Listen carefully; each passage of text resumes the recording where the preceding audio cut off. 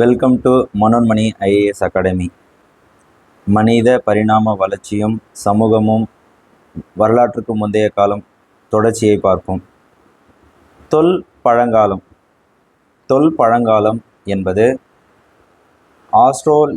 ஆஸ்ட்ரோலோபித்திகஸிலிருந்து homo erectus வழியாக homo சேப்பியனின் வளர்ச்சி.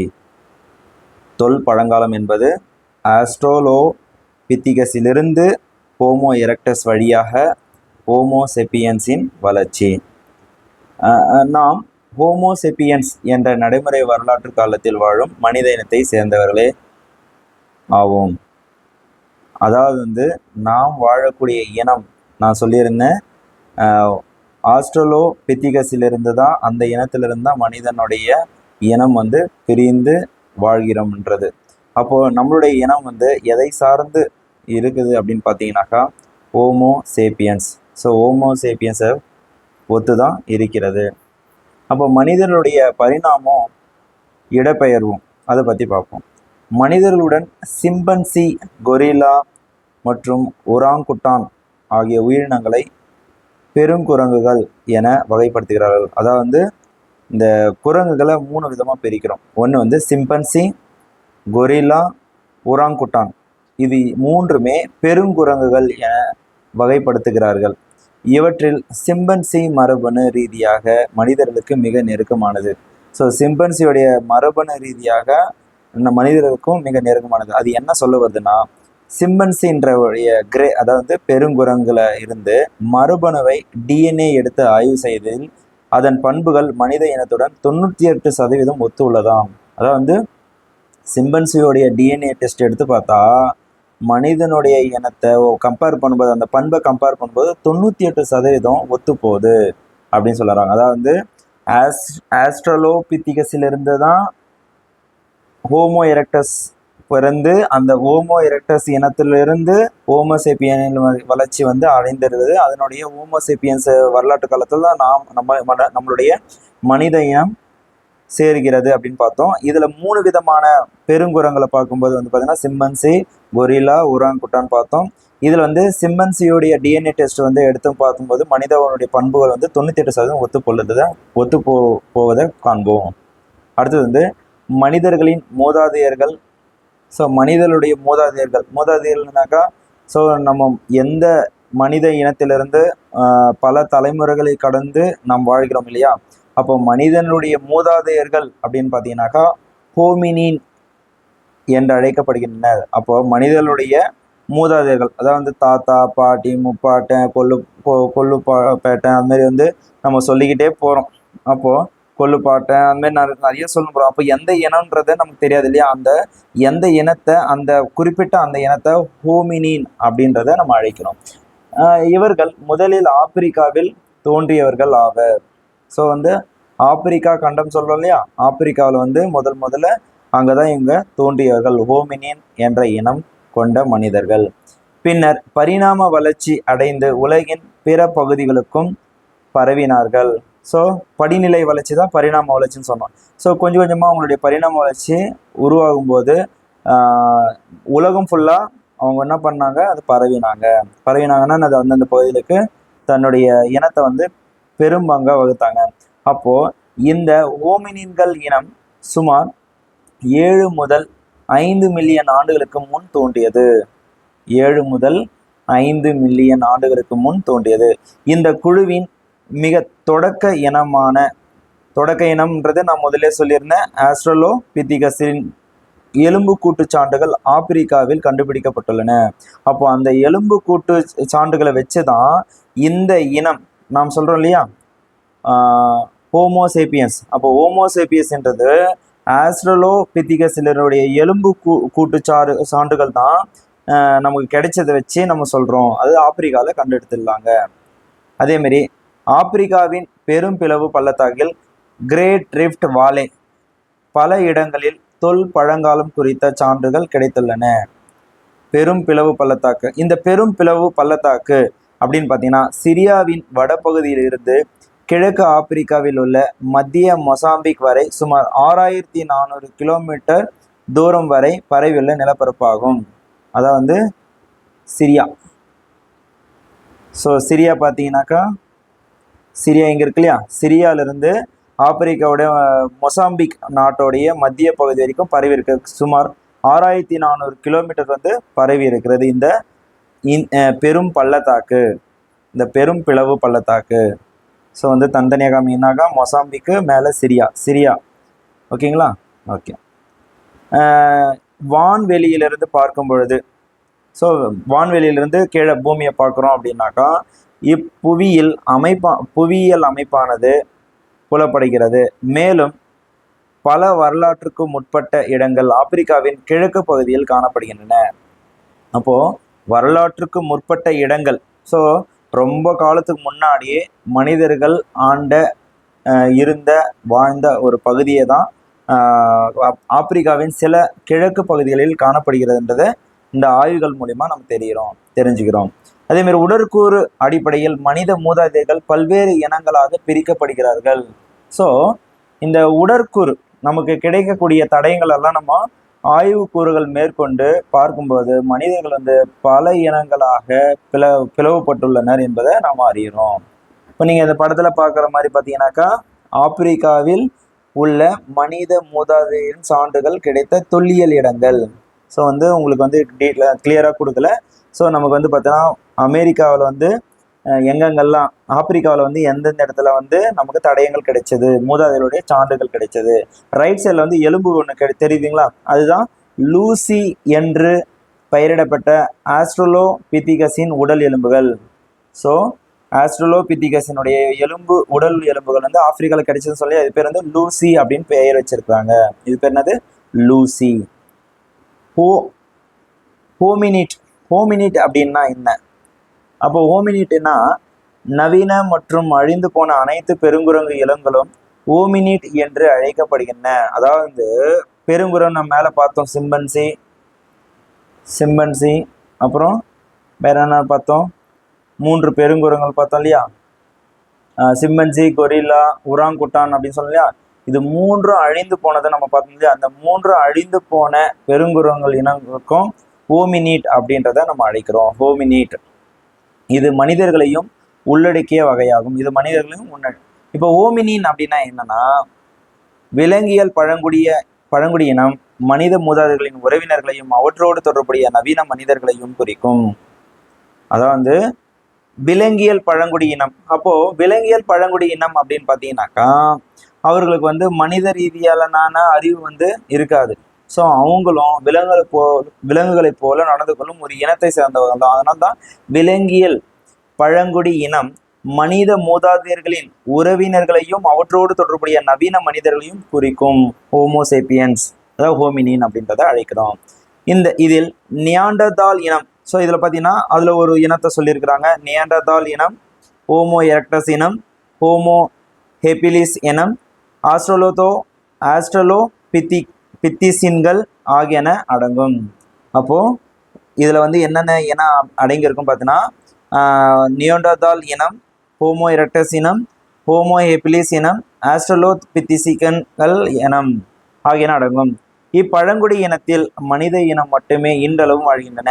இதில் எல்லா இனமும் அழிஞ்சு போச்சு.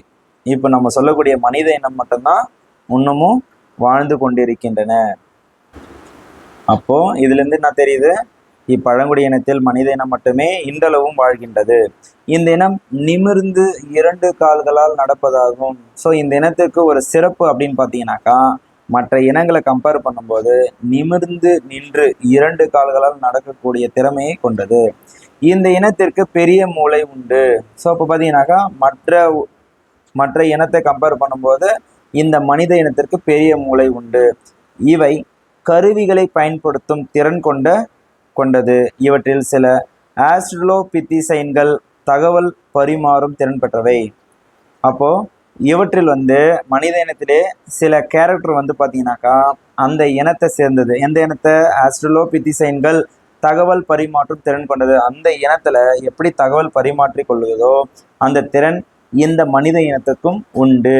இப்போ எப்படி நம்ம மரபணு ரீதியாக வந்து நம்மளுடைய தாத்தா, பாட்டி, முப்பாட்டன், கொள்ளுப்பாட்டன் இந்த மாதிரிலாம் சொல்லும்போது அவங்களுடைய அந்த அறிவு, அவங்களுடைய திறன் எல்லாம் நமக்கு வந்து ஜீன் மூலயமா கடத்தப்படுதோ அது மாதிரி வந்து நம்ம எதுலேருந்து பிறந்தோம், எந்த இனத்திலேருந்து வந்தோமோ அந்த இனத்துக்கு உண்டான பண்புகளும் நம்ம மனித இனத்திலையும் சிலது அடங்கும். கொரிலா எனப்படும் மனித குரங்கள் இப்பழங்குடியில் அடங்காது. இப்போ மேலே பார்த்த 3 குரங்களை வந்து பார்த்தீங்கன்னா சிம்பன்சி மட்டும் தான் நம்ம 98% டிஎன்ஏல ஒத்து போகுதுன்னு பார்த்தோம். ஆனால் கொரிலா வந்து இந்த மனித இனத்துல இந்த மனித குரங்குகள் சொல்றாங்க. இப்போ மனித குரங்கத்துல வந்து இப்பழங்குடியில் அடங்காது. ஆப்பிரிக்கால சுமார் 2.6 மில்லியன் ஆண்டுகளுக்கு முன் வாழ்ந்த ஹோமோ ஹெபிலிஸ். அப்போ ஹோமோ ஹெபிலிஸ் வந்து எத்தனை ஆண்டுகளுக்கு முன் வாழ்ந்தனர் அப்படின்னு கேள்வி கேட்டாங்கனாக்கா 2.6 மில்லியன் ஆண்டுகளுக்கு முன் வாழ்ந்த ஹோமோ ஹெபிலிஸ் என்ற இனம்தான் முதலில் கருவிகள் செய்த மனித மூதாதையர் இனமாகும். ஸோ இது வந்து கொஸ்டின் கேட்பாங்க எப்படின்னாக்கா முதல்ல வந்து எந்த இனம், ஸோ வந்து பார்த்தீங்கன்னாக்கா எந்த இனம் வந்து கருவிகளை பயன்படுத்தினார்கள் அப்படின்னு பார்த்தீங்கன்னாக்கா ஹோமோ ஹெபிலிஸ். எத்தனை ஆண்டுகளுக்கு முன்னாடி பார்த்தீங்கன்னாக்கா 2.6 மில்லியன் ஆண்டுகளுக்கு முன் வாழ்ந்த ஹோமோ ஹெபிலிஸ் என்ற இனம்தான் முதலில் கருவிகள் செய்த மனித மூதாதையர் இனமாகும். அப்போ நம்ம பார்த்தோம் இல்லையா, ஹோமோ ஆஸ்ட்ரலோபித்திசைன்லேருந்து தோன்றிய ஹோமோ ஹெபிலிஸ்லேருந்து ஹோமோசெப்பியன்ஸ் உருவானதுன்னு பார்த்தோம் இல்லையா. அதேமாரி சுமார் 2 மில்லியன் ஆண்டுகளுக்கு முன் ஹோமோ எரக்டஸ், ஹோமோ ஹேர்காஸ்டர் என்ற இனம் உருவானது. அதுலேருந்து என்னது 2 மில்லியன் ஆண்டுகளுக்கு அதுலேருந்து ஹோமோ எரக்டஸ் இல்லைன்னா ஹோமோ ஏர்காஸ்டர் என்ற இனம் வந்து உருவானது 2 மில்லியன் ஆண்டுகளுக்கு முன்பு. அது 2.6, இது 2 மில்லியன் ஆண்டுகளுக்கு முன்பு. இந்த இனம் கை கோராடிகளை செய்தது. அப்போ அது வந்து பார்த்தீங்கன்னா கருவிகள் முதல்ல கருவிகள் உருவாக்கினார்கள். இங்கே வந்து பார்த்தீங்கன்னா கை கோடார்களை செய்தது. சுமார் 2 மற்றும் 1 மில்லியன் ஆண்டுகளுக்கு இடையில் இந்த இனம் ஆப்பிரிக்கா, ஆசியாவின் பல்வேறு பகுதிகளுக்கும் பரவியது. அதாவது ஹோமோ எரக்டஸ், ஹோமோ ஏர்காஸ்டர் அப்படின்னு சொல்லக்கூடிய இந்த இனம் கை கொடையரையும் செய்தது. அது மட்டும் இல்லாமல் ஆப்பிரிக்கா, ஆசியா போன்ற பல பகுதிகளுக்கு பரவியது. இது எப்போ உருவாகிது, இந்த இனம் எப்போ வந்து பரவியதுன்னு பார்த்தோன்னாக்கா 2 மற்றும் 1 மில்லியன் ஆண்டுகளுக்கு இடையில். உடற்கூறு ரீதியாக ஹோமோசேப்பியன்ஸ் என்று அழைக்கப்படும் நவீன மனிதர்கள், அதாவது இப்போ செயல்படக்கூடிய நவீன மனிதர்கள் ஹோமோசேப்பியன்ஸ் அப்படின்னு சொல்றது இல்லையா, அறிவு கூர்மையுடைய மனிதன் ஆவான் இல்லையா. ஆப்பிரிக்காவில் சுமார் 3 லட்சம் ஆண்டுகளுக்கு முன் தோன்றினர். ஆப்பிரிக்காவில் சுமார் 3 லட்சம் ஆண்டுகளுக்கு முன் தோன்றினர் என்று அறியப்படுகிறது. இந்த நவீன மனிதர்கள் இப்ப தோன்றவில்லை, 3 லட்சம் ஆண்டுகளுக்கு முன் தோன்றினர் என்றது கணிக்கப்பட்டுள்ளது. இந்த நவீன மனிதர்கள் சுமார் 60,000 ஆண்டுகளுக்கு முன் உலகின் பல்வேறு பகுதிகளுக்கும் தொடர் இடர்பெயர்வால் பரவியதாக நம்பப்படுகிறது. அதாவது 3 லட்சம் ஆண்டுகளுக்கு முன் தோன்றினர். இப்ப நம்ம வாழ்றோம் இல்லையா, இந்த நவீன மனிதர்கள் வந்து 3 லட்சம் ஆண்டுகளுக்கு முன்னே தோன்றி பல்வேறு பகுதிகளுக்கு பரவி சுமார் 60,000 ஆண்டுகளுக்கு முன் உலகின் மொத்த இடங்களையும், அதாவது உலகின் பல்வேறு பகுதிகளுக்கும் தொடர் இடப்பெயரால பரவியதாக நம்பப்படுகிறது. இப்போ நம்ம சிம்பன்சின்னு பார்த்தோம், மேலே டிஎன்ஏ பற்றி பார்த்தோம். இங்கே சிம்பன்சி மற்றும் பிக்மி சிம்பன்சி மற்றும் பிக்மி சிம்பன்சி போனோபோ வகை இனங்கள் நமக்கு நெருக்கமான தற்போதும் உயிர் வாழும் உயிரினங்களாகும். இப்போவும் சிம்பன்சி வகை இனம் குரங்கும் பிக்மி சிம்பன்சி வகை குரங்கும் இப்பொழுதும் உயிர் வாழக்கூடிய உயிரினங்களாகும், நமக்கு ரொம்ப நெருக்கமான உயிரினங்களாகும். பழங்கால பண்பாடுகள். இதில் பழங்கால பண்பாடுகளை பற்றி பார்ப்போம். மனித மூதாதையரின் புதைப்படிவ எலும்புகள் ஹோமோ எபிலிஸ், ஹோமோ எரக்டஸ், நியாண்டர்தாலென்சிஸ் என்று பல்வேறு இனங்களாக பிரிக்கப்படும். அதே சமயத்தில் கற்கருவிகளின் பயன்பாடுகள் அடிப்படையில் தொடக்க கால கற்கருவிகள் சேர்க்கை, ஓல்டோவான் தொழில்நுட்பம், கீழ் இடை மேல் பழங்கற்கால பயன்பாடுகள் மற்றும் என்றும் இடைக்கற்கால பண்பாடுகள் என்றும் வகைப்படுத்தப்படுகின்றன. அப்போ அவங்க பயன்படுத்திய கற்கருவிகளை வச்சுதான் இந்த நம்ம என்ன பண்றோம்னாக்கா அதை பிரிக்கிறோம். எப்படின்னாக்கா திரும்பவும் சொல்றேன் பாருங்க.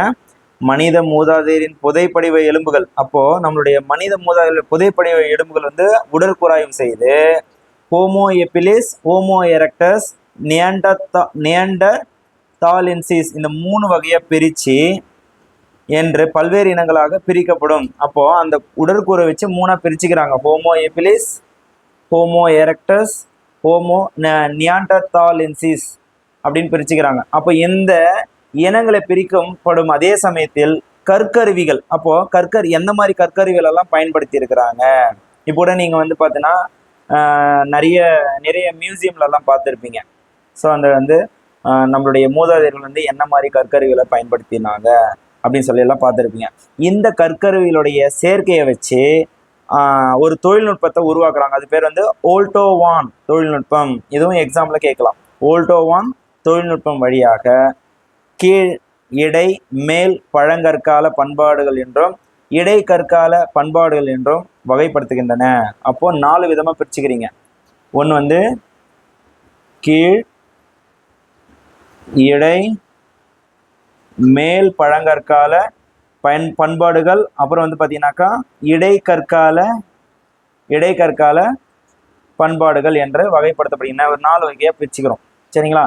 இப்போ இது எல்லாமே பார்த்தீங்கன்னா கற்கருவிகளுடைய பயன்பாட்டை வச்சு தான் நம்ம பிரிக்கிறோம். அடுத்தது பார்க்கலாம். மனித மூதாதையரின் தொடக்க கால கருவிகள் சேர்க்கை. ஸோ என்னென்ன கருவிகள் வந்து பயன்படுத்தினாங்க, அதனுடைய சேர்க்கை எப்படியெல்லாம் நம்ம எடுத்தோம் அப்படின்றத பார்ப்போம். மனித மூதாதையர்களால் உருவாக்கப்பட்ட தொடக்க கால கற்கருவிகள் கென்யாவின் லோமி குவி என்ற இடத்தில் கிடைத்துள்ளன. அப்போ கென்யா என்ற நாட்டில் லோமி குவி என்ற இடத்தில் வந்து கிடைச்சிருக்குது.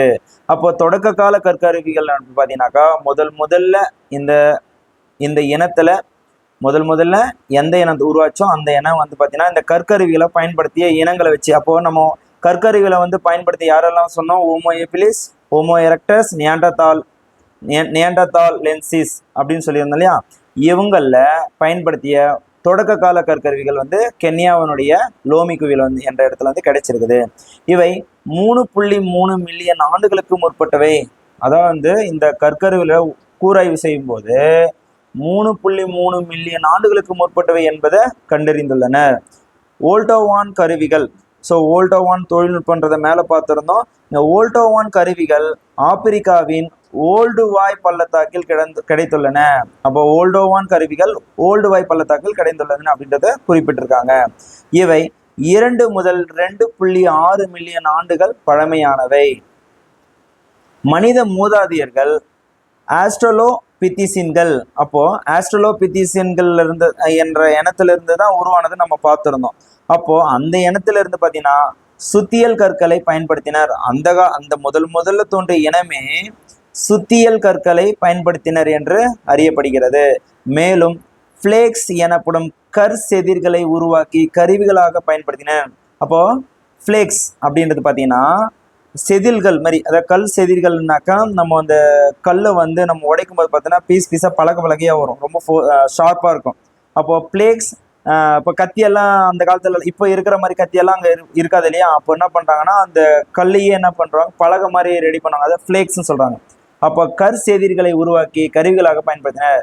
இக்கருவிகள் உணவை வெட்டவும், துண்டு போடவும், பக்குவப்படுத்தவும் பயன்படுத்தப்படுகின்றன. இப்போ பார்த்தீங்கன்னாக்கா ஒரு படத்தில் கொடுத்துருக்குறாங்க.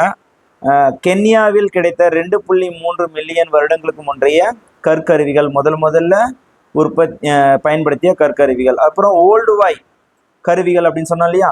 அந்த ஓல்டுவாய் பள்ளத்தாக்கில் கிடைத்த ஓல்டுவாய் என்ற இடத்தில் கிடைத்த வெட்டு கருவி. ஸோ இந்த வெட்டு கருவியை பயன்படுத்தி தான் என்ன பண்ணியிருப்பாங்க, அது என்ன சொல்றது, வெட்டவும், துண்டு போடவும், பக்குவப்படுத்தவும் சொல்லியிருப்பாங்க. அடுத்தது கீழ் பழங்கற்கால பண்பாடு. இந்த கீழ் பழங்கற்கால பண்பாடை பற்றி பார்ப்போம். ஹோமோ எபிலிஸ், ஹோமோ எரக்டஸ் அப்படின்னு நம்ம 3 விதமாக பார்த்துருந்தோம். நியாண்டர்தால்ஸும் பார்த்துருந்தோம். நியாண்டர்தால்ஸ் இங்கே சொல்லலை. ஹோமோ எபிலிக்ஸ், ஹோமோ எரக்டஸ் ஆகிய மனித மூதாதையர்களின் பண்பாடு கீழ்பழங்கால பண்பாடு என்று குறிப்பிடப்படுகிறது. இந்த 2 மனித இனம் மட்டும்தான் பழங்கால பண்பாடுன்றத குறிப்பிட்டிருக்காங்க. இவர்கள்ல பெரிய கற்களை செதில்களாக சீவி, இப்போ பெரிய கல்லையே என்ன பண்ணுவாங்கன்னா செதில்களை சீவுவாங்க. அதேமாரி கைகோடாரி உள்ளிட்ட பல வகையான கருவிகளை வடிவமைத்தார்கள். கைகோடாரெல்லாம் பயன்படுத்தியிருப்பாங்க. இந்த கருவிகள் ஆப்பிரிக்கா, ஆசியா, ஐரோப்பா ஆகிய கண்டங்களில் கண்டெடுக்கப்பட்டுள்ளன. இவை சுமார் 1.8 மில்லியன் ஆண்டுகள் பழமையானவை என்று கணக்கிடப்பட்டுள்ளது. இவர்கள் இவர்கள் தமது வாழ்க்கை தேவைகளுக்காக கைகோடாரி, வெட்டுக்கருவி உள்ளிட்ட பல்வேறு கருவிகளை செய்தார்கள். இந்த கருவிகள் இருமுக கருவிகள் என்றும் அழைக்கப்பட்டன. அப்போ அந்த கருவி பார்த்தீங்கன்னாக்கா ரெண்டு பக்கமும் சமமா என்ன பண்ணியிருப்பாங்கனாக்கா, அதுதான் சொல்றாங்க, அவை சம பங்கு உருவ அமைப்பை பெற்றுள்ளன. ரெண்டு பக்கம் பார்க்கும்போது பார்த்தீங்கன்னாக்கா அவங்களால என்ன ஒரே மாதிரி செஞ்சிருப்பாங்க, செதுக்கியிருப்பாங்க. அதுதான் வந்து இருமுக கருவிகள் அப்படின்றத நம்ம அதை சொல்லுவோம். மேலும் இவை நமது மனித மூதாதையர்களின் அறிவுணர் ஆற்றலை வெளிப்படுத்துகின்றன. அப்போ இந்த திறமை வந்து பார்த்தீங்கன்னாக்கா அவங்களுடைய அறிவுத்தன்மையை வெளிப்படுத்துறத குறிப்பிடுது. இந்த பண்பாடு கீழ்பழங்கற்கால பண்பாடு என்று அழைக்கப்படுகிறது. இந்த பண்பாடு தான் கீழ்பழங்கற்கால பண்பாடு என்று அழைக்கப்படுகிறது.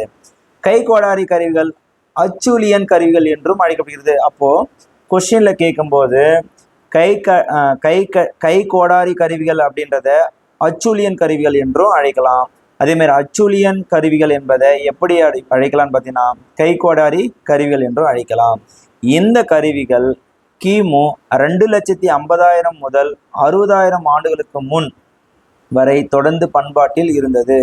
இந்த கைகோடாரிகள் தான், இந்த அச்சூலியன் கருவிகள் தான் கிட்டத்தட்ட 2,50,000 60,000 ஆண்டுகளுக்கு முன் வரை தொடர்ந்து பண்பாட்டில் இருந்தது. அச்சூலியன்னா என்ன? அப்போ அச்சூலின்றது நம்ம கைகோடாரிகள் கருவிகள் சொல்லியிருந்தேன். இந்த கைகோடாரிகள் முதலில் பிரான்சில் உள்ள செயின்ட் அச்சூல் என்ற இடத்தில் கண்டெடுக்கப்பட்டன. எனவே அவை அச்சூலியன் கருவிகள் என்று அழைக்கப்படுகின்றன. அப்போ இந்த கைகோடாரி கருவிகள் வந்து எங்க கிடைச்சிருக்குன்னா முதல்ல பிரான்சில் என்ற, அதாவது பிரான்ஸ் நாட்டில் இருக்கிற பிரான்சில் உள்ள செயின்ட் அச்சுல் அப்படின்ற ஒரு இடத்துல கிடைச்சதுனால இதுக்கு பேர் என்ன வச்சுட்டாங்கனாக்கா அச்சூலியன் கருவிகள் அப்படின்றத பேர் சூட்டியிருக்காங்க. அடுத்தது இருமுக கருவி, பைஃபேசஸ் அப்படின்னு சொல்லியிருந்தோம் இல்லையா. இருபுறமும் செதுக்கப்பட்டதால் இக்கருவிகளுக்கு இப்பெயரிடப்பட்டது. அப்போ இருபுறமும் சமமாக செதுக்கியிருப்பாங்க. அடுத்தது உயிர் வாழ்வதற்கான நிலையான தேவைகள். அப்போ உயிர் வாழ்வதற்கு நிலையான தேவைகள் என்னென்ன? இப்போ இருக்கிற மாதிரி இருக்க இடம், உடுத்த உடை, தங்குவதற்கு உண்ண உணவு, இந்த மூணும் வந்து அடிப்படை தேவைன்றதை நம்ம பார்த்துருப்போம். அந்த காலத்தில் எப்படின்னாக்கா அது மாதிரிலாம் வீடோ உடையோ நல்ல உணவோ எதுவுமே இருக்காது இல்லையா. அந்த காலத்தில் அப்போ நிலையான தேவைகள்னா என்னென்ன இருந்திருக்கு? அப்போ பழங்கால மக்களது நிலையான தேவைகளில் உணவும் நீரும் தான் முதன்மையானதாக இருந்தது. அப்போ இன்னைக்கு வந்து நம்ம பணம், நகை, சொத்து, பண்பு, பதவி இதெல்லாம் நம்ம எதிர்பார்க்குறோம் இல்லையா. அப்போ அந்த காலத்துல வந்து பார்த்தீங்கன்னா முதன்மையான தேவை அப்போ உணவும் நீரும் தான் முதன்மையான உணவாகவே இருந்தது. இப்போ இடம், வீடு, பங்களா இதெல்லாம் நினைக்கிறோம் இல்லையா, அதெல்லாம் அப்பெல்லாம் எதுவுமே கிடையாது.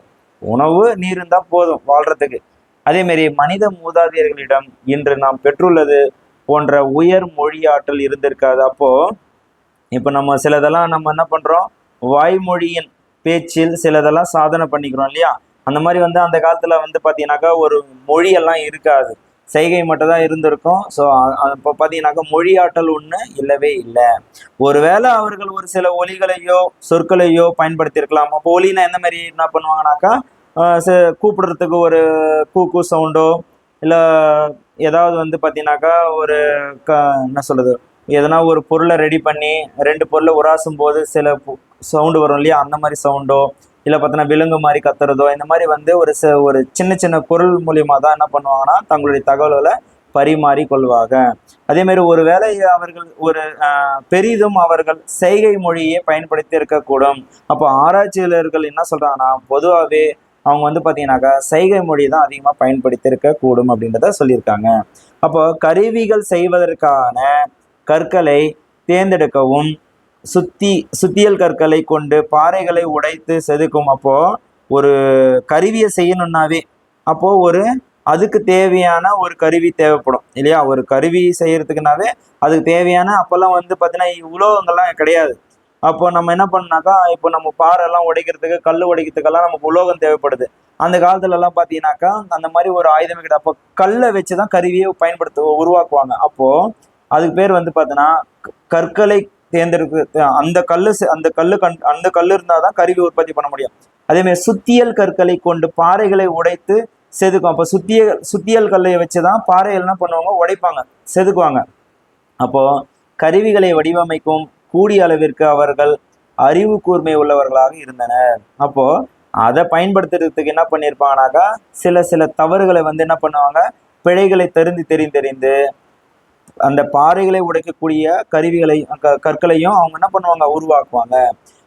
என்னன்னாக்கா அந்த காலத்துல வந்து வேட்டையாடும் விலங்குகள் தின்றுவிட்ட போன விலங்குகளின் இறைச்சிகளையும் உண்டனர். அப்போ வந்து பார்த்தீங்கன்னா அவங்களுக்கு உணவுன்னு பார்த்தீங்கன்னாக்கா வேட்டையாடி உண்றதும், அதே மாதிரி சில பெரிய விலங்குகள்லாம் தான் பார்த்தீங்கன்னா வேட்டையாடி அது விட்டு போன விலங்குகளுடைய இறைச்சியையும் என்ன பண்ணாங்கனாக்கா மனிதர்கள் வந்து உண்டு வாழ்ந்தனர். அதே போன்ற இயற்கையாக கிடைக்கக்கூடிய கிழங்குகள், விதைகள், பழங்கள் போன்ற தாவர உணவுகளை சேகரித்து உண்டனர் அப்படின்றத சொல்லியிருக்காங்க.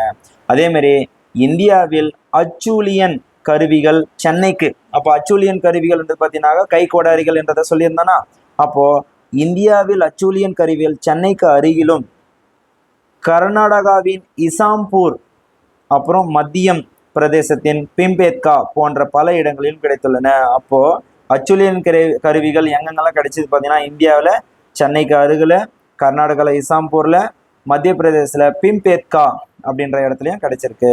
மூலக்கற்கள்னா என்ன, ரா மெட்டீரியல். ஸோ அப்போ பார்த்தீங்கன்னாக்கா ஒரு கற்கருவியை உருவாக்குறதுக்கு இன்னொரு கல் தேவைப்படும் இல்லையா, அதுதான் அந்த மூலக்கருவி தான் மூலக்கற்கள் அப்படின்றத சொல்லும். அப்போ கற்கருவிகள் செய்ய பயன்படப்படும் கருக்கள்னா என்ன, அதாவது ஒரு கல்லின் முதன்மையான பாலம். அப்போ ஒரு கல் நம்ம எங்கிருந்து எடுக்கிறோம், அதனுடைய முதன்மையான பாலம் அப்படின்றத நம்ம சொல்லுவோம். அப்போ கர்சுத்தியால் செதில்கள் உடைத்து எடுக்கப்படுகின்றன. அப்போ கர்சுத்தின்னா என்னது, ஒரு கல்லையே அடிச்சு உடைக்கணும், ஒரு கல்லை அடிச்சு செதுக்கணும் அப்படின்னா அதுக்கு பேர் வந்து கர்சுத்தி அப்படின்னு சொல்லுவோம், கர்சுத்திகளால். அதே மாதிரி செதில் பெரிய கற்பாலத்திலிருந்து அல்லது கருங்கல்லிலிருந்து உடைத்து எடுக்கப்பட்ட ஒரு சிறிய கற்துண்டு. அப்ப நான் சொல்லியிருந்தேன் இல்லையா, வெட்டுறதுக்கும் அறுக்கிறதுக்கும் நம்ம பயன்படுத்த பலகை மாதிரி இருக்கிற கல் சொல்லியிருந்தேன் இல்லையா, அதுதான் வந்து இங்க சொல்லியிருக்காங்க. பெரிய கற்பாலத்திலிருந்து அல்லது கருங்கல்லிலிருந்து இது உடைத்து எடுக்கப்பட்ட ஒரு சிறிய கற்துண்டு, அதுதான். அடுத்தது இடை பழங்கற்கால பண்பாடு. அப்புறம் கீழ் பார்த்தோம், இப்போ இடை பார்க்குறோம். இடை பழங்கற்கால பண்பாடு பார்க்கணும். தற்காலத்திற்கு சுமார் 3,98,000 ஆண்டுகளுக்கு முன் ஆப்பிரிக்காவின் கற்கருவி தொழில்நுட்பத்தில் மேலும் மாற்றங்கள் நிகழ்ந்தன. அப்போ இதுலயும் சில மாற்றங்களை வந்து என்ன பண்ணியிருப்பாங்கனாக்கா எடுத்துன்னு வந்திருப்பாங்க. இந்த காலகட்டத்தில் தான் ஹோமோ எரெக்டஸ் என்ற இனம் வாழ்ந்து வந்தது என்று கூறுகிறது. இது எதன் அடிப்படையில் சொல்லியிருக்காங்கனாக்கா, உடற்கூறியல் ரீதியாக நவீன மனிதர்கள் சுமார் 3 லட்சம் ஆண்டுகளுக்கு முன் தோன்றியதாக கூறப்படுகிறது. 3 லட்சம் ஆண்டுகளுக்கு முன்னவே மனித இனம் தோன்றிவிட்டது அப்படின்றத கூறியிருக்கிறாங்க. கல்லுன்னா லித்து, LITH, லித்து. கல் தொழில்நுட்பம் என்ற டெக்னாலஜி என்னன்னா, கற்கருவிகள் உருவாக்குவதில் ஈடுபடுத்தப்படும் முறைகளும் நுட்பங்களும் கற்கருவி தொழில்நுட்பம் எனப்படுகிறது. அப்போ இக்காலத்தில் கை கோடாரிகள் மேலும் அழகுற வடிவமைக்கப்பட்டன, பல சிறு கருவிகளும் உருவாக்கப்பட்டன. கருக்கல்லை நன்கு தயார் செய்து பின்னர் அதிலிருந்து என்ன பண்ணுவாங்கன்னா ஃபர்ஸ்ட் கருக்கல்லை என்ன பண்ணுவாங்க, எடுத்து செதில வந்து செதுக்க மாட்டாங்க. ஃபர்ஸ்ட் என்ன பண்ணுவாங்க, அதை தயார்படுத்திட்டு கரெக்டாக என்ன பண்ணுவாங்கன்னா அதை செதிலாக என்ன பண்ணுவாங்க, நமக்கு தேவையான மாதிரி வெட்டி எடுப்பாங்க இல்லையா. அப்போ அதிலிருந்து செதில்கள் எடுக்கப்பட்டு கருவிகள் உருவாக்கப்பட்டன. கூர்முனை கருவிகளும் சுரண்டும் கருவிகளும் பயன்படுத்தணும். அப்போ கூர்முனை கருவிகள் என்னது, இப்போ வெட்டுறதுக்கெல்லாம் என்ன பண்ணுவாங்க, கோடாரி மாதிரி இருக்கிற வெட்டுறதுக்கெல்லாம் என்ன பண்ணுவாங்க, இதுல இருந்து பிரிச்சு எடுப்பாங்க. அப்போ சிறிய அறுக்கும் தகடுகளும் கத்திகளும் தயாரிக்கப்பட்டன. லெவலாய்சியன் கற்கருவி செய்யும் மரபு இக்கால கட்டத்தை சேர்ந்ததுதான். அப்போ லெவலாய்சியன் கற்கருவி அப்படின்றத நம்ம பார்த்தோம்னா செய்யும் மரபு இக்கால கட்டத்தை சேர்ந்தது அப்படின்றத கொடுத்துருக்காங்க. இது லெவலாய்சியன் அப்படின்றது வந்து லெவலவா பிரெஞ்சு மொழி உச்சரிப்பு. லெவலவாய்சியன்றது வந்து லெவலவா பிரெஞ்சு மொழி உச்சரிப்பான். அப்போ இக்காலகட்ட கற்கருவிகள் ஐரோப்பாவிலும் மத்திய மேற்கு ஆசியா பகுதியிலும் காணப்படுகின்றன. இப்போ லெவலாய்சியன் அப்படின்னா என்னன்னா, அது ஒன்று எப்படி சொல்லலாம், லெவலவான்றது ஒரு பிரெஞ்சு மொழின்றதை நம்ம மேலே பார்த்தோம். லெவலாய்சியன் கருவிகள் அப்படின்றது வந்து கருக்கல்லை நன்கு தயார் செய்து உருவாக்கப்பட்ட கருவிகள். அப்போ இவை முதலில் கண்டெடுக்கப்பட்ட பிரான்சில் உள்ள லெவலவா என்ற இடத்தின் பெயரை ஒட்டி பெயர் உள்ளது. அப்போ ஒரு கருங்கல்ல தான் இது சொல்லுது. அப்போ கருங்கல்ல வந்து என்ன பண்ணியிருப்பாங்கனாக்கா, நன்கு தயார் செய்யறதுக்காக உருவாக்கப்பட்ட அந்த கல். அப்போ இது வந்து என்னன்னாக்கா அங்க கண்டுபிடிச்சது. இடைப்பழங்கற்கால பண்பாடு. தற்காலத்திற்கு முன்பு 3,85,000 முதல் 1,98,000 ஆண்டுகளுக்கு இடையில் ஐரோப்பாவிலும் ஆசியாவின் மேற்கு பகுதியிலும் உருவானது. இக்கருவிகள் 28,000 வரை பயன்படுத்தப்பட்டன அப்படின்றத கொடுத்துருக்குறாங்க. அடுத்தது, இக்காலகட்டத்தின் மக்கள் இனம் நியாண்டர்தால் என்று அழைக்கப்படுகிறது. அதாவது சுமார் 3,85,000 முதல் 1,98,000 ஆண்டுகளுக்கு இடையில் ஐரோப்பாவிலும் ஆசியாவின் மேற்கு பகுதியிலும் உருவானது. இக்கருவிகள் அந்த கருவிகள் சொன்னோம் இல்லையா, லெவலவா கருவிகள் அப்படின்னு சொன்னா, இல்லைன்னா லெவலாய்சியன் கருவிகள், நியாண்டர்தாஸ் என்று அழைக்கப்படுகிறது. நியாண்டர்தால் அதுப்போ எந்த மக்கள் இனம் கேட்டாங்கன்னா நியாண்டர்தால் மக்கள் இனம். அடுத்தது மேல் பழங்கற்கால பண்பாடு பற்றி பார்ப்போம். கீழ் பார்த்தோம், இடை பார்த்தோம், இப்போ மேல் பார்க்கலாம். இப்போ இடை பழங்கற்கால பண்பாட்டை தொடர்ந்து வந்த பண்பாடு மேல் பழங்கற்கால பண்பாடு அப்படின்றத நம்ம பார்க்குறோம். அப்போ கற்கருவி தொழில்நுட்பத்தில் ஏற்பட்ட புதிய நுட்பங்கள், அப்போ கற்கருவி தொழில்நுட்பத்திலே ஏற்பட்ட புதிய நுட்பங்களை தான் இந்த பண்பாட்டின் சிறப்பு கூறுகளில் ஒன்று அப்படின்றத கொடுத்துருக்காங்க. இது என்னன்னா, கற்களால் ஆன நீண்ட அறுக்கும் தகடுகளும் நீண்ட நாட்களுக்கு யூஸ் பண்ணக்கூடிய தகடுகளும், பியூரின் எனப்படும் உளிகளும். அப்போ பியூரின்றது வந்து பார்த்தீங்கன்னா என்னது, ஒரு உளி. அப்போ பியூரின் எனப்படும் உளிகளும் உருவாக்கப்பட்டன. இவர்கள் சிலிக்கா அதிகமுள்ள பல்வேறு கல் வகைகளை கருவிகள் செய்ய பயன்படுத்தினார்கள். அப்போ பியூரின் என்ற ஒளிகளும் உருவாக்கப்பட்டன.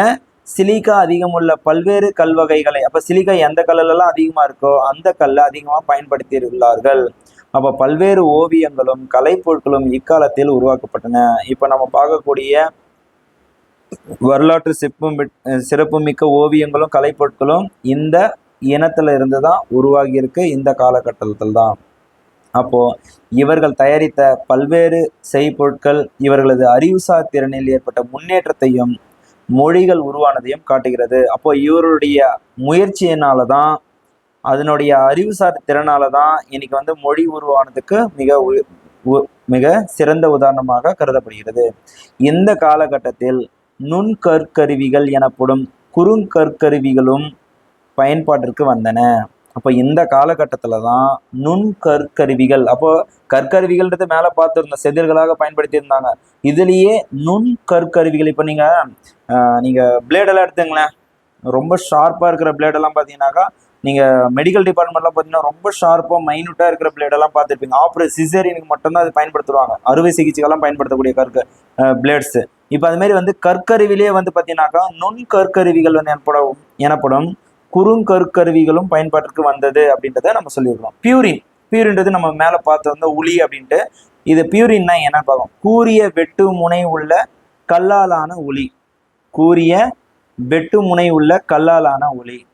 அடுத்தது, மனித பரிணாம வளர்ச்சியின் விளைவாக தோன்றிய முதல் நவீன மனிதர்கள் சுமார் 3 லட்சம் ஆண்டுகளுக்கு முன்னர் முதலில் துணை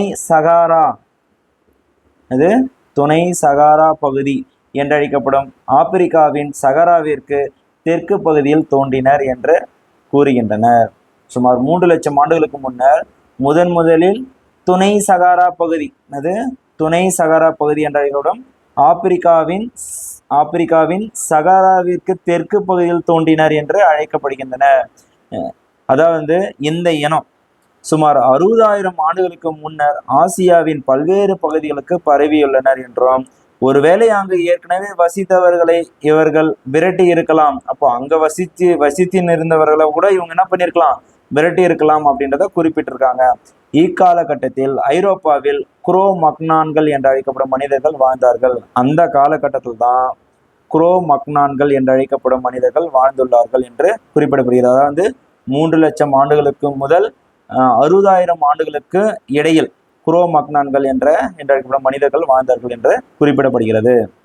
அப்போ கருவிகளையும் கலைப்பொருட்களையும் செய்ய கொம்புகளும், அப்போ நம்ம கருவி செய்யறதுக்கும் கலைப்பொருட்கள் செய்யறதுக்கும் இதுக்கு முன்பு பார்த்தீங்கன்னா கீழ் இடை அப்படின்ற பகுதியில் வந்து பார்த்தீங்கன்னாக்கா கல்லை வச்சுதான் கல்லை உருவாக்குவாங்க. இந்த இடத்துல கொம்பு, தந்தம் இதெல்லாம் பயன்படுத்தி கருவிகளையும் உற்பத்தி பண்ணியிருக்கிறாங்க, கலைப்பொருட்களையும் உற்பத்தி பண்ணியிருக்கிறாங்க. இது இல்லாம எலும்பாலான ஊசிகள், அடுத்தது தூண்டில் முட்கள், குத்தீட்டுகள்னாக்கா தீட்டிகள். இப்போ தீட்டி எல்லாம் என்ன பண்ணுவாங்க, இந்த வேட்டையாடுறதுக்கு பயன்படுத்துறதுக்காக குத்தீட்டிகள் சொல்றோம் இல்லையா. அப்புறம் ஈட்டிகள் ஆகியவை படைப்பாக்கத்துடன் பயன்படுத்தப்பட்டன. இவர்கள் ஆடைகளை அணிந்தனர் அப்படின்றத குறிப்பிட்டிருக்காங்க.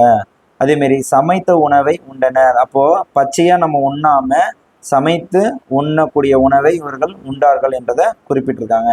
இறந்தவர்கள் மார்பின் மீது கைகளை வைத்த நிலையில் புதைக்கப்பட்டார்கள். அப்ப என்ன பண்ணா, இறந்தவங்களை வந்து அந்த கையெடுத்து மார் மேல வைத்து புதைத்துள்ளார்கள் என்பது சொல்லியிருக்கிறார்கள். அப்போ பதக்கங்களும் வேலைப்பாடு மிகுந்த கருவிகளும் பயன்படுத்தப்பட்டன. இந்த காலத்துல வந்து பாத்தீங்கன்னா பதக்கங்களும் வேலைப்பாடு மிகுந்த கருவிகளும் பயன்படுத்தியுள்ளார்கள் என்பது தெரிய வருகிறது. இக்கால களிமண் சிற்பங்கள், இப்போ அந்த காலத்துல வந்து பாத்தீங்கன்னா களிமண் சிற்பங்களை உருவாக்கி இருக்கிறாங்க. ஓவியங்கள், செதுக்கு வேலைகள் சான்றுகளாக நமக்கு கிடைத்துள்ளன. அப்போ அந்த காலகட்டத்தில் வாழ்ந்த மனிதர்களால் உருவாக்கப்பட்ட களிமண் சிற்பங்கள், ஓவியங்கள், செதுக்கு வேலைகள் சான்றுகளாக நமக்கு கிடைத்துள்ளன. வீனஸ் என்று அழைக்கப்படும் கல்லிலும் எலும்பிலும் செதுக்கப்பட்ட பெண் தெய்வ சிற்பங்கள் ஐரோப்பாவிலும் ஆசியாவின் சில பகுதியிலும் உருவாக்கப்பட்டன. அப்போ வீனஸ் இது கேட்பாங்க. இப்போ வீனஸ் என்று அழைக்கப்படும் கல்லிலும் எலும்பிலும், அப்போ கல்லுலையும் சரி எலும்புலையும் சரி செதுக்கப்பட்ட பெண் தெய்வ சிற்பங்கள். அப்போ பெண் தெய்வ சிற்பங்களை வந்து செதுக்கி இருக்கிறாங்க. அப்போ இது எங்க கிடைச்சிருக்குன்னா ஐரோப்பாவிலும் ஆசியாவின் சில பகுதியிலும் உருவாக்கப்பட்டன. சரி, மேலே வந்து புகைப்படங்களை பாருங்க. இப்போ லண்டன்ல வந்து பார்த்தீங்கன்னாக்கா அருங்காட்சியகத்தில் உள்ள கை கோடாரி. ஸோ இப்படிதான் இருக்கும். ரெண்டாவது பாருங்க, பிளிண்ட் கல்லால் ஆன இருமுக கருவி செயின்ட் அச்சுல், பிரான்ஸ் நாட்டில் இருக்குது. அச்சுலியன் சொன்ன இல்லையா கை கோடாரின்றது. அப்போ இருபுறமும் ஒரே மாதிரியாக இருக்கக்கூடிய பிளிண்ட் கல் அப்படின்னு சொல்றாங்க. இது பேர் என்னது, பிளிண்ட் கல்லால் ஆன இருமுக கருவி. அடுத்தது ஒரு வெட்டுக்கருவி, கிளீவர். அப்போ கிளீவர்ன்றது ஒரு வெட்டுக்கருவி மட்டும் பயன்படுத்திருக்காங்க. இதை வச்சுதான் என்ன பண்ணுவாங்க, கருவியை வந்து பயன்படுத்துவாங்க. அதே மாதிரி ஹோமோ கிபிஷ் கூர்மணி கருவி. அடுத்தது சுரண்டும் கருவிகளும் பிற இடை பழங்கற்கால கருவிகளும். அடுத்தது லாஸ்கா பாறை ஓவியங்கள். ஸோ மாடு மாதிரி இருக்கு பார்த்தீங்களா. இந்த லாஸ்கா பாறை ஓவியங்கள் மேற்கு பிரான்ஸ் பகுதியில் வந்து கண்டுபிடிச்சிருக்கிறாங்க. இந்த ஓவியம் வந்து பார்த்தீங்கன்னா சுமார் 17,000 வருடங்கள் பழமையானது அப்படின்றத தொல்லியல் ஆய்வு மூலிமா கூறியிருக்கிறாங்க. அடுத்தது பனிக்காலம். இப்போ நம்ம சொல்றோம் இல்லையா பனிக்காலம் அப்படின்றது, அந்த காலத்தில் வந்து தற்காலத்திற்கு 8,000 ஆண்டுகளுக்கு முன்பு உலகின் பல பாகங்கள் பனியாலும் பனிப்பாலங்களாலும் மூடப்பட்டிருந்த காலம்தான் பனிக்காலம் அப்படின்றத அழைக்கிறோம். அப்போ இடைக்கற்கால பண்பாடு. அப்போ இடைக்கற்கால பண்பாடுன்றத என்னன்னு பார்ப்போம். அப்போ பழங்காலத்திற்கும் புதிய கற்காலத்திற்கும் இடைப்பட்ட கால பண்பாடு தான் இடைக்கற்காலம் அப்படின்றத இங்க கொடுத்துருப்பாங்க. அப்போ மேலே இடை பழங்கற்காலம் அப்படின்னு படிச்சிருப்பீங்க. கீழ் பழங்கற்காலம், இடை பழங்கற்காலம், மேல் பழங்கற்காலம் படிச்சிருப்பீங்க. இப்போ நம்ம படிக்க போகிறது இடைக்கற்காலம். அப்போ பழங்க வராது, இடைக்கற்காலம் அப்படின்றது பழங்காலத்திற்கும் புதிய கற்காலத்திற்கும் இடைப்பட்ட பகுதி தான். அந்த கால பண்பாடு தான் இடைக்கற்காலம் அப்படின்றத குறிப்பிருப்பாங்க. அப்போ மக்கள் வந்து பெரும்பாலும் மைக்ரோலித்திக் என்று சொல்லப்படும் சிறு நுண் கருவிகளை பயன்படுத்தினர். இப்போ மைக்ரோலித்திக், லித் என்னது, மேலே பார்த்துருந்தா லித் என்னது, கல், கல்லுன்னு சொல்லியிருந்தோம் இல்லையா, கல் தொழில்நுட்பம் சொல்லியிருந்தோம் இல்லையா, லித்துன்னா கல். அப்போ மைக்ரோலித்திக் என்று சொல்லப்படும் சிறு நுண் கருவிகளை பயன்படுத்தினர். பனிக்காலத்திற்கு பிறகு புவி வெப்பமடைந்ததை தொடர்ந்து வேட்டையாடுவோராகவும் உணவு சேகரிப்போராகவும் இருந்த மக்கள் பல்வேறு சூழியல் பகுதிகளுக்கும் பரவ ஆரம்பித்தனர். அப்போ என்ன பண்றாங்கன்னா, அதோடு முடிக்காம வேட்டையாடுவோராகவும் உணவு சேகரிப்போராகவும் இருந்த மக்கள் பல்வேறு சூழியல் பகுதிகளுக்கும் பரவ ஆரம்பித்தனர். அப்ப எந்தெந்த பகுதி? கடற்கரை, மலைப்பகுதி, ஆற்றுப்படுகை, வறண்ட நிலம் என எல்லா இடத்துலையும் பரவ ஆரம்பிச்சாங்க. இப்போ நம்ம பிம்பேத்கா மத்திய பிரதேசத்துல பார்த்தோம் இல்லையா, மத்திய பிரதேசத்தில் உள்ள பிம்பேத்காவில் காணப்படும் பாறை ஓவியங்கள். இடைக்கற்கால மக்கள் நுண் கருவி தொழில்நுட்பத்தை பயன்படுத்தினர். அப்போ இடைக்கற்கால மக்கள் எந்த மாதிரி கற்கருவி தொழில்நுட்பத்தை பயன்படுத்தினாங்கன்னா, நுண் கற்கருவி தொழில்நுட்பத்தை பயன்படுத்தினர். இவர்கள் சுமார் 5 சென்டிமீட்டர் அளவிற்கும் குறைவான அளவுள்ள சிறு சிறு செய்பொருள்களை உருவாக்கினர். இப்போ ரொம்ப 5 சென்டிமீட்டருக்கு குறைவா இருக்கிற சின்ன சின்ன என்னது நுண்கருவிகளை வந்து இவங்க வந்து என்ன பண்ணியிருக்கிறாங்க, உருவாக்கி இருக்கிறாங்க. அது இல்லாம சிறு செய்பொருளையும் உருவாக்கி இருக்கிறாங்க அப்படின்றத இவங்க குறிப்பிட்டிருக்காங்க. இடைக்கற்கால மக்கள் இவர்கள் கூர்முனைகள், சுரண்டும் கருவி, அம்பு முனைகள் ஆகியவற்றை செய்தனர். இவர்கள் பிறை வடிவம், முக்கோணம், சரிவகம் போன்ற கணித வடிவியல் அடிப்படையிலான கருவிகளையும் செய்தனர். அப்போ கணித வடிவியலான அடிப்படை கருவிகள் எது மாதிரி எல்லாம் இருந்தது? ஒன்று பிறை வடிவம், அடுத்தது முக்கோணம், அடுத்தது சரிவகம். ஸோ பிறை வடிவம்ன்றது நிலா மாதிரி இருக்கும், அடுத்தது முக்கோணன்றது தெரியும், முக்கோண ஷேப் இருக்கும், சரிவகன்றது அப்படி இருக்கும். அதே மாதிரி இந்த கருவிகள் மரத்தாலும் எலும்பாலுமான பிடிகள் அமைத்து பயன்படுத்தப்பட்டன. இந்த கருவிகளை அப்படியே கையில் பயன்படுத்த முடியாது இல்லையா, சின்ன சின்ன கருவியெல்லாம் இருக்கும்.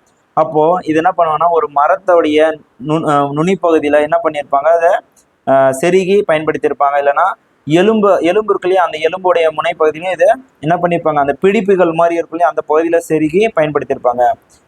மைக்ரோலித்துனா என்ன? ஸோ மைக்ரோலித்திக் கருவிகள்னு சொல்லியிருந்தோம் இல்லையா.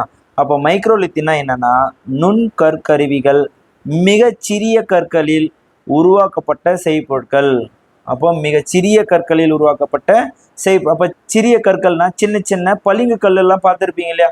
இப்போ நம்ம நகையெல்லாம் உருவாக்கும் போது சிறு சிறு கல்லெல்லாம் இருக்கு இல்லையா, அது மாதிரி சிறிய கற்களில் உருவாக்கப்பட்ட செய்பொருட்கள்.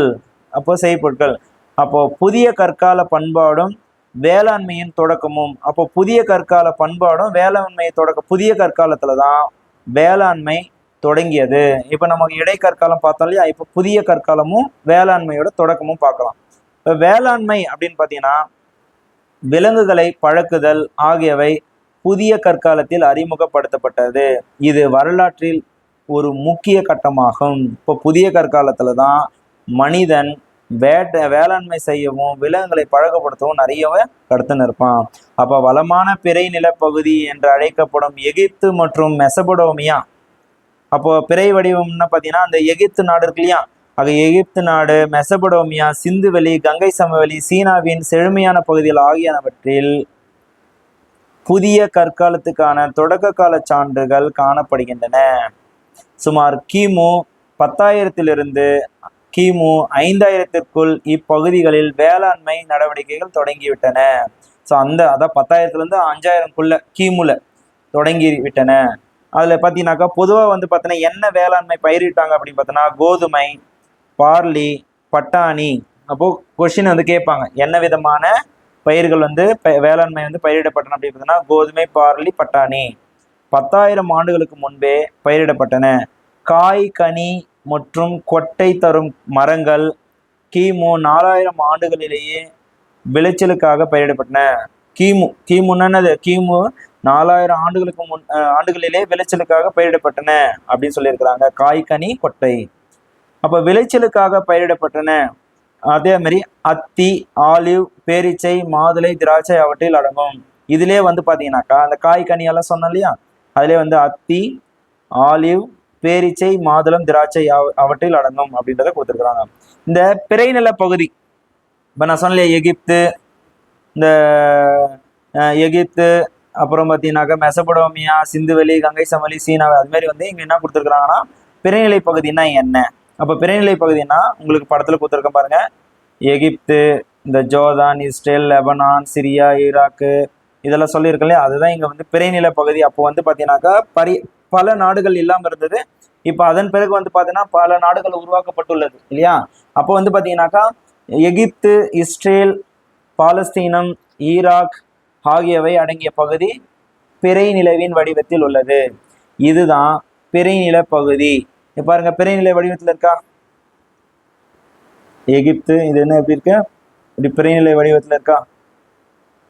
ஸோ பிறைநிலை வடிவத்தில் இருக்கிறதுனால இது என்ன சொல்லுவோம், பிறைநிலை பகுதி அப்படின்றத நம்ம சொல்லியிருக்கிறாங்க. அப்போ கற்கருவிகள் செய்வதற்கு வழவழப்பாக்கும் மெருகூட்டும் புதிய நுட்பங்கள் பயன்படுத்தப்பட்டதால் இது புதிய கற்காலம் என்று அழைக்கப்படுகிறது. அப்போ கற்கருவிகளை செய்வதற்கு என்ன பண்ணுவாங்கன்னா வழவழப்பாக்கும் மெருகூட்டும். அப்போ பார்த்தீங்கன்னாக்கா ரொம்ப இந்த நம்ம தீட்டுவோம் இல்லையா, கத்தியெல்லாம் வந்து தீட்டுறதுக்காக மெருகூட்டுறதுக்காக என்ன பண்ணுவோம், சில டெக்னிக்ஸ் எல்லாம் நம்ம பயன்படுத்துவோம் இல்லையா, அதுதான் வந்து புதிய கற்காலம் அப்படின்றத அழைச்சிருக்காங்க. புதிய கற்கால மக்கள் பழங்கற்கால செதுக்கப்பட்ட கற்கருவிகளையும் பயன்படுத்தியுள்ளனர். இடைக்கற்காலம் வரையிலும், இடைக்கற்காலம் சொன்னாலே எதுக்கு முன்னாடி, புது கற்காலத்துக்கு முன்னாடி இடைக்கற்காலம் வரையிலும் மக்கள் தாம் நிலைத்திருப்பதற்காக வேட்டையாடுவதையும் உணவு சேகரிப்பதையும் தான் நம்பியிருந்தார்கள். என்ன பண்ணனா அது வரைக்கும் பார்த்தீங்கன்னாக்கா இடைக்கற்காலம் வரைக்கும் வந்து வேளாண்மை செய்யணும், அதே மாதிரி பார்த்தோன்னா இப்போ விலங்குகளெல்லாம் பழகுபடுத்தணுன்ற ஒரு கான்செப்டே இல்லாமல் வாழ்ந்திருப்பாங்க. வேட்டையாடணும், உணவு சேகரிக்கணும், சாப்பிடணும், தண்ணி பருகணும், தண்ணி கிடைக்கணும் அவ்வளோன்றத மாதிரி தான் யூஸ் பண்ணியிருப்பாங்க. அதுக்கப்புறம் இந்த வேளாண்மை செய்யறதை பற்றியெல்லாம் யோசனை பண்ணியிருக்க மாட்டாங்க. அப்போது வேட்டையிலும் உணவு சேகரிப்பிலும் மிகவும் குறைந்த அளவு உணவு தான் கிடைத்தது. அப்போ என்ன பண்ணியிருப்பாங்க, அவங்களுக்கு குறைந்த அளவு தான் உணவு கிடைச்சிருக்கும் இல்லையா.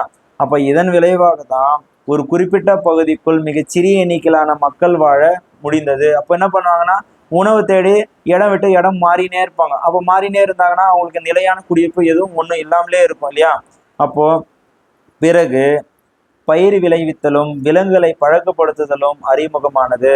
அப்போ ஒரு நிலையா ஒரு இடத்துல தங்கணும், வேளாண்மை செய்யணும், தமக்கு தேவையான உணவை நாமளே உற்பத்தி செய்யணும் அப்படின்ற ஒரு கான்செப்டுக்குள்ள வந்திருப்பாங்க. இது ஏராளமான அளவில் தானிய மற்றும் விலங்கு உணவை உற்பத்தி செய்வதற்கு இட்டு சென்றது. அப்போ என்ன பண்ணா நிறைய விலங்கு உற்பத்தி பண்றதும் அதே மாதிரி தானியங்களை உற்பத்தி பண்றதும் நமக்கு என்ன அதிக அளவு கிடைச்சது, உபரியா கிடைச்சது இல்லையா.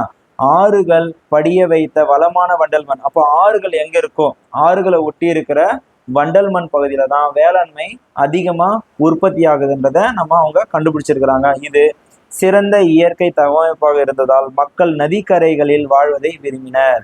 அப்போ சிறந்த என்னது தகவமைப்பா அந்த வண்டல் மண் அமைந்திருந்ததுனால நதிகளின் ஓரத்துல தான் அவங்களுடைய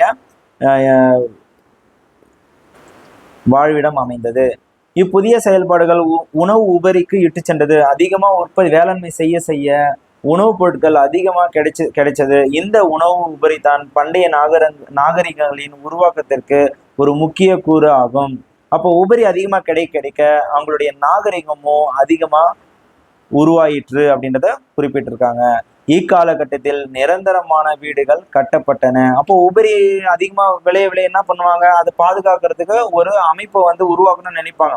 அப்பதான் வீடுகள் வந்து அதுக்குன்னு ஒரு வீடுகள் வந்து கட்டப்பட்டன, பெரிய ஊர்கள் உருவாகின. இப்ப பாத்தீங்கன்னாக்கா பிரிட்டிஷ்காரங்க வந்து இந்தியாவை வந்து ஆளணும்னு வரும்போது பார்த்தீங்கன்னாக்கா நம்ம இந்தியாவில் இருக்கிற கனிம பொருட்களையும் சரி இங்கே விளையக்கூடிய பொருட்களையும் சரி பார்த்தீங்கன்னாக்கா அதை பாதுகாக்கிறதுக்காக பெரிய பெரிய கோட்டைகளை வந்து என்ன பண்ணுவாங்க, பாதுகாக்கிறதுக்காக மக்கள்கிட்டையும் சரி மற்ற விலங்குகிட்டையும் சரி பாதுகாக்கிறதுக்காக ஒரு கோட்டையை மாதிரி கட்டினாங்க. அந்த கோட்டையை தான் நம்ம என்ன பண்ணுறோம், இப்போ நம்ம அரசு அலுவலகங்களாகவும் அருங்காட்சிகளாகவும் நினைவு சின்னங்களாகவும் பயன்படுத்துகிறோம் இல்லையா.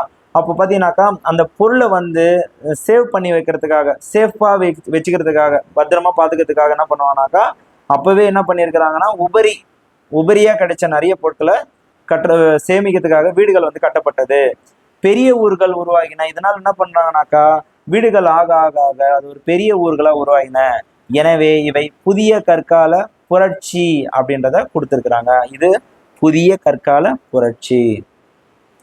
தொல் பழங்கால தமிழகம், தொல் பழங்கால தமிழகம் பற்றி பார்ப்போம். சரி, அடுத்த வீடியோவில் பார்ப்போம் இதனுடைய கண்டினியூட்டி.